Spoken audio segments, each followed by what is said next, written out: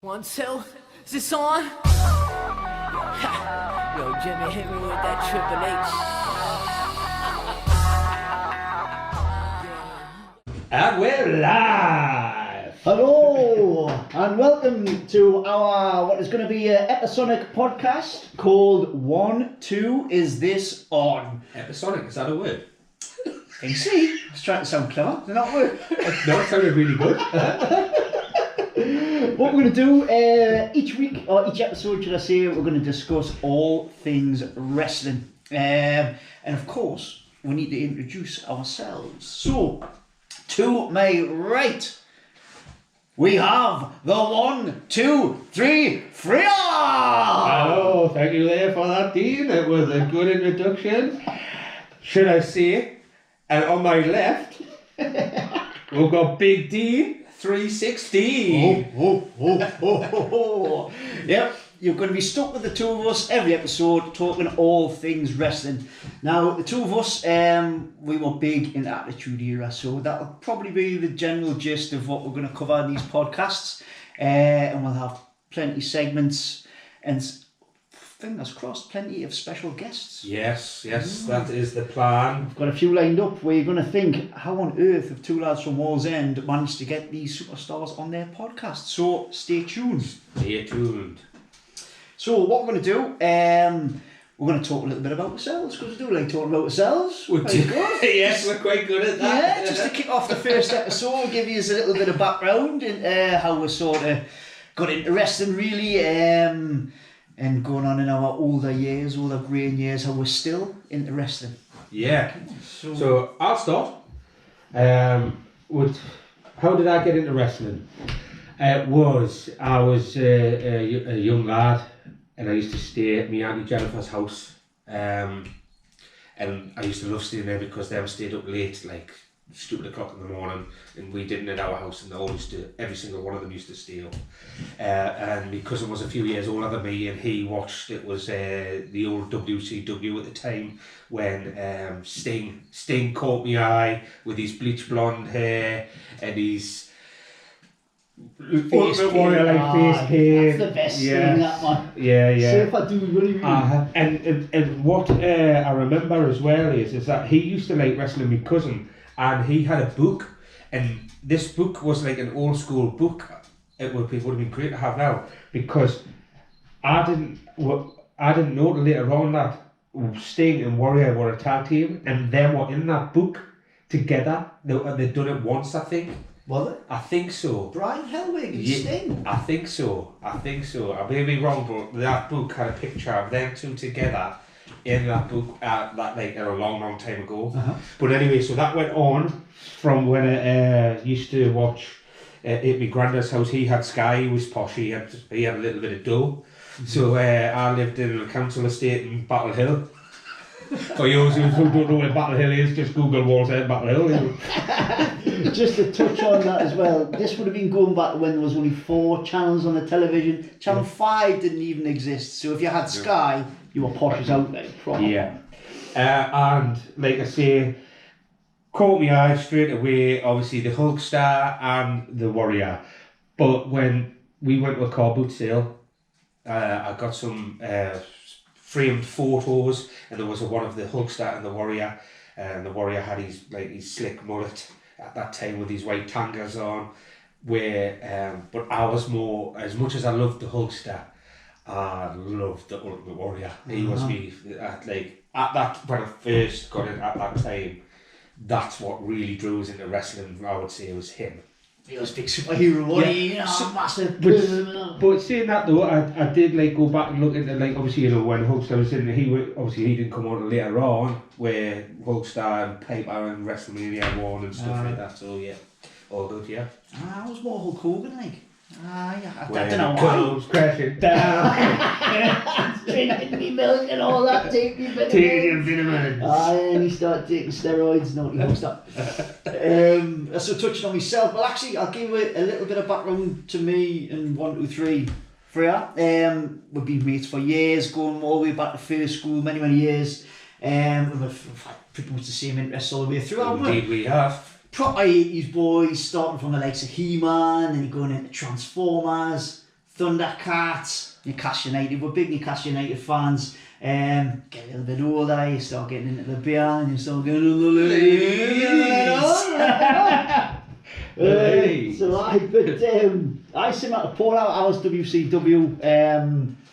Pretty much remember, I was only, must be about 8, 9, and my brother came in from being out on the drink and he had snuck down, and it must be about 2 o'clock in the morning, and he was watching WCW, and the first sort of real wrestler that really caught my eye, it was Lex Luger. Big, massive fella, he was just chucking blokes all over, so he was sort of like the, I don't know, was he like at the pinnacle in what, late 80s on WCW? It was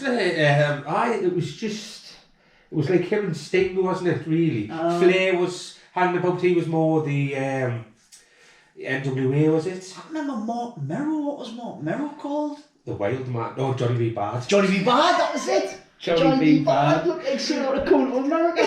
With his soul glow. His soul glow. Just let your soul go. Just let it shine through.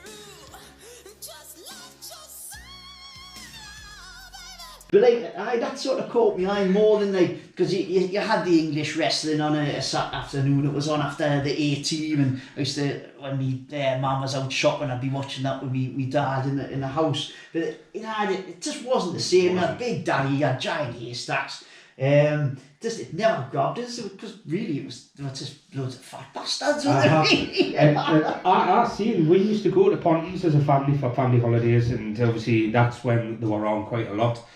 And it was a pantomime, like you say, with the old dears in the front. Yeah, grannies, that's it, even the fans were just all women, putting tabs out in the villains' their horses and that, And that's what I think. And like I said, when I went, actually both times, I think maybe once or twice, both times the old women in the front did get the handbags and start lacing them with the handbags. Boom! The goodies were cheered, the baddies were booed, there was no sort of jumping off the top ropes, and out it was just two fat, sweaty blokes getting ahead of each other and a bit like us on the dance floor. Very true, very true. Do like a dance, Ben, do like a dance. But it's just more eye-catching, the American stuff, like. So I was WCW really that caught me eye before WWE, obviously. Then you've got your Hulkstars, you've got your Macho Man, and obviously your Ultimate Warrior. I had an Ultimate Warrior pencil case. Yes, I had that one. The pencil case. Yeah. I think that was the photo that was on, wasn't it? Was it not the slick back mullet that he had on that pencil case? I think it was. Because sometimes he used to have that one where it was like quite big. A bit of a perm, wasn't it? Aye, John Bon Jovi style haircut. Was out of fashion though, wasn't it? Yeah.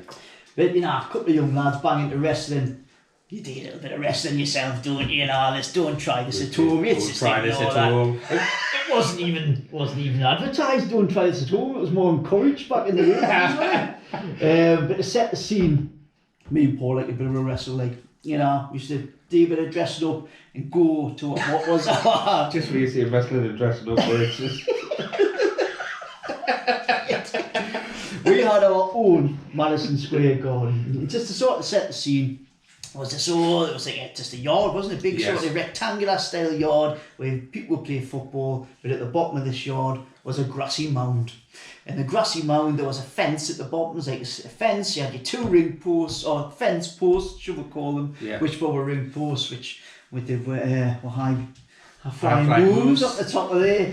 We had some fun there. We had some main events. We did. And the fence, to go into what Dean said, the fence was that when he says metal, it was the wire sort of metal, so it was actually, and it was probably about 5 or 6 of these, and you're talking about 5 to 10 millimeter thick, so they were actually like ring ropes.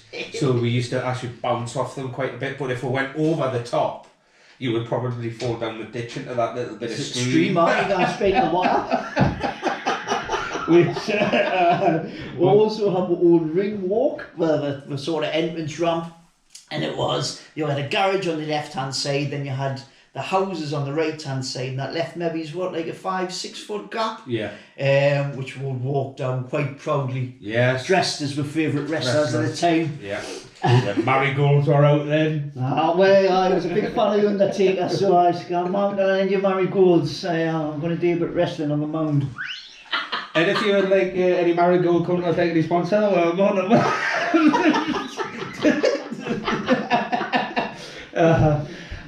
but that were the good old days. Like we should go back and like not wrestle there. Take photos. Yes. But take like obviously set the scene so people can see what I know. People can picture it like in my mind, but we've been there, so we know. Yeah. But if we took a few photos and like show people like our old haunt where we used to bring it down. Well, 1, 2, 3. Freea used to he liked Ultimate Warrior, as he said. So my mother back in the day when it was sunny, she had the fly catchers, and it was just really, I don't know if you can remember them from the 80s, was like a plastic sheet cut into strips, and these would stop the flies from getting in your house. So what we would do is pull them down, and Freea used to tie him onto his bulging biceps like the Ultimate Warrior. Flexing on his way down to the ring to take on the Undertaker with his marigolds on. Hey, I tell you what the neighbours must have thought. The belt. Oh, the belt. So, a nicely crafted belt. I'll take the praise for that. Yeah. The belt. Dean was a little bit of an artist. Still flows through us. It was the Winged Eagle belt, Frosties, box of Frosties. He was on the inside. Tony the Tiger was looking at you and you had the belt on. Got me crayons out, coloured it in, plenty of detail. Spent a good couple of hours making that belt in there.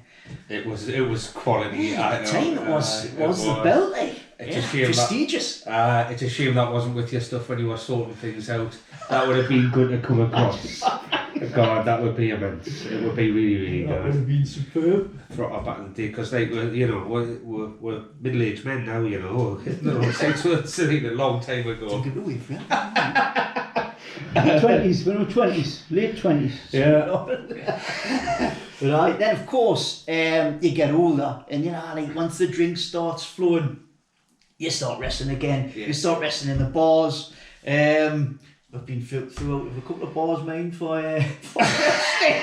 This was when we were young, obviously. We're not doing it now. We even took it on the international tour when we did a holiday to Benidorm. And we've got a friend who we used to, be honest, we took pure liberties on. He was bullied on. We, let's just say rock bottom into the rock bottom on the dance floor into the walls of Jericho with the crippler crossface. That's you can see why they say don't try this at home, right? I brought tears to his face. At the swimming pool, there was always wrestling antics in the swimming pool. The knife, you'd always start doing knife edge chops, the way you did anyway. Sometimes you'd wake up and the next morning after being on the drink, my chest would be red raw. Yeah. What's happened there? And I'm sure a lot of people can relate to our experiences growing up as wrestling fans and doing this sort of thing. And it would be really good to hear from other people who have done that. Mm-hmm. So, we will be on Twitter. We will have our own Twitter accounts and our Twitter page, and also we'll send an email out, so it'll be good to hear, which we will put in. Yeah, we'll include them in the bios at the bottom, so send us your stories of any wrestling tales.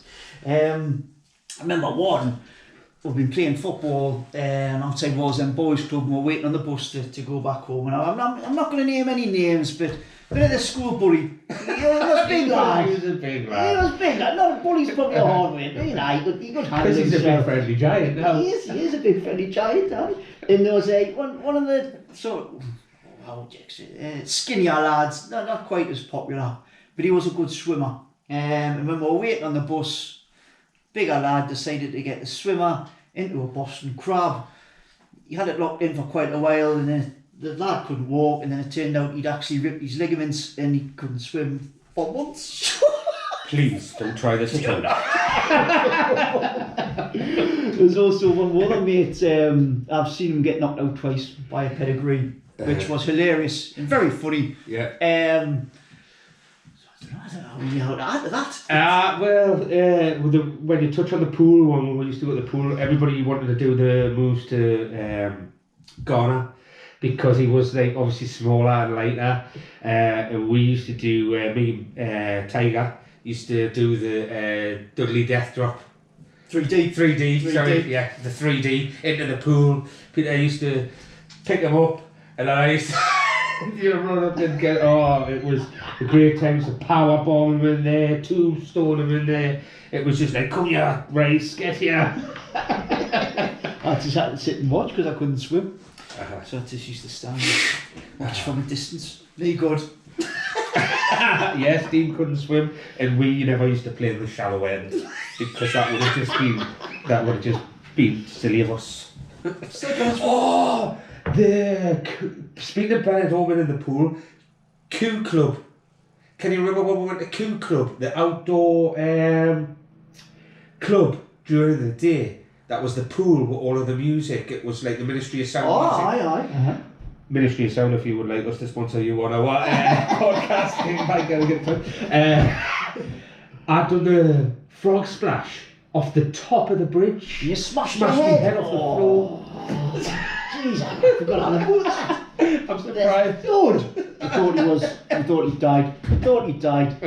So it's probably wise looking back, you know. Please do Do not not try this at all. Aye. And now a message from today's sponsor.